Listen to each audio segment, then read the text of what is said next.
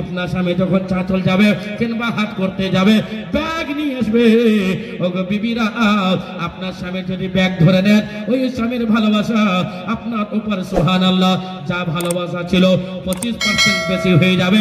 বিবি হয়ে স্বামীর ব্যাগ ধরে নিলেন। বেরাদারা, হযরতে উম্মে সুলাইমা রাদিয়াল্লাহু তাআলা আনহা দেখছেন স্বামী আসছে, সাজলেন, খুব সাজলেন। আপনাদের এলাকার মেয়েরাও সাজে, কিন্তু ওনাদের সাজন আলাদা ছিল। ওই টাইমে লিপস্টিক ছিল না, নখ পালিশ ছিল না। আর একটা মায়েরা এমন লিপস্টিক লাগাইছে দেখতে কালো, আর লিপস্টিকটাও কালো লাগাইছে, বুঝা যায় না কিছু। বেরাদার, কালো কুচকুচা লিপস্টিক লাগায় বেরাদার, যে লিপস্টিক লাগানো হলেছে হারাম। বেরাদার, কালো লিপস্টিক লাগান কিংবা ধলো লিপস্টিক লাগান, নখ পালিশ লাগান কিংবা আলতা লাগান, রং মুসলমানদের জন্য হারাম আছে।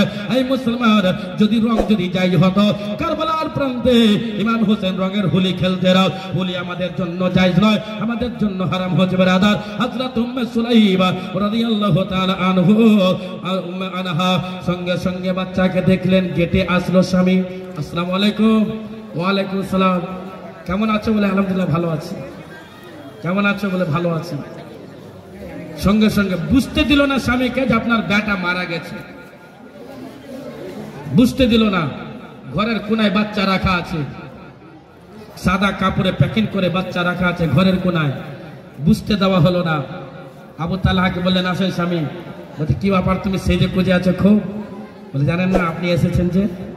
বিবি, আমাদেররা স্বামী যখন বাড়িতে থাকবে তখন বেশি করে সাজো। আর একটা মা আছে, স্বামী বাড়িতে থাকলেও সাজেই না। যেমনি বিদেশ চলে যেছে তখন সাজনের সীমা থাকে না। স্বামীকে সাজা দেখান, স্বামীকে সেজে দেখান। আপনার স্বামীর সামনে এত আপনি সাজো না। আমি জামিল জামালি বলতেছে, বিহার পাটনার মৌলভী বলতেছে, মা জননী, আপনি স্বামীর কাছে এত সাজুন, এত সাজুন যেন আপনার স্বামী মন আর দিল যেন অন্য কোনো মহিলার দিকে না যায়। আর আপনি যদি না সাজেন, সাজার জন্য যদি স্বামী লালিত থাকে, একজন সাজনীকে যদি আই লাভ ইউ বলে দেয়, একজন সাজনীকে যদি মহাব্বত করে দেয়, ও মা, দোষ হচ্ছে আপনারাও, আপনার দোষ হয়ে যাবে বেরাদার। এর জন্য নবী বলে দিয়েছেন, বিশ্ব নবী বলে দিয়েছেন, হাজির নাজির নবী বলে দিয়েছেন, স্বামীর কাছে সাজো। হযরত আবু তালহার স্ত্রী উম্মে সুলাইম এত সাজলো, এত সাজলো, স্বামীর দিল প্রাণ খুশি হয়ে গেল। একবার জোরে বলুন সুবহানাল্লাহ। এত সাজলো, স্বামীকে ঘরে নিয়ে গেলেন, ব্যাগটা হাতে নিলেন, আসসালামু আলাইকুম। ওয়ালাইকুম সালাম। ব্যাগটা হাতে নিলেন, আর নামার পরে পরে ব্যাগটা রেখে দিলেন। আর রাখার পরে পরে সুবহানাল্লাহ ব্যাগ রাখলেন।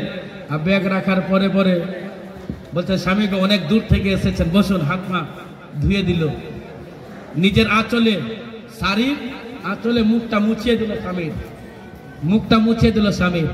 স্বামীর মুখ মোছাবার পর খাবার দিল। স্বামী, একটু খেয়ে নেন, অনেক দূর থেকে হেঁটে এসেছেন আপনি, খাবারটা খান। স্বামীকে খাবার খাওয়াচ্ছে বেরাদার।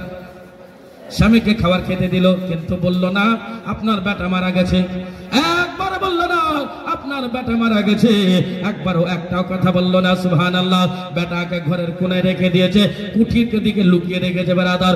স্বামীকে খাবার খাওয়ালো, খাবারটা শেষ হয়ে গেল, হাতখানা ধুয়ে দিল, স্বামীর মুখখানা চলে মুছে দিল। আর বলতেছে, স্বামী গো, কেমন ছিলেন বিদেশে, কেমন লাগলো বিদেশে? বলছে, অনেকক্ষণ ধরে গল্প হয়ে গেল। এমনকি সুবহানাল্লাহ স্বামী স্ত্রীতে সুন্নতি কাজ হলো, দুই স্বামী স্ত্রী ফরজ গোসল আদায় করলো, খাবার খেলো।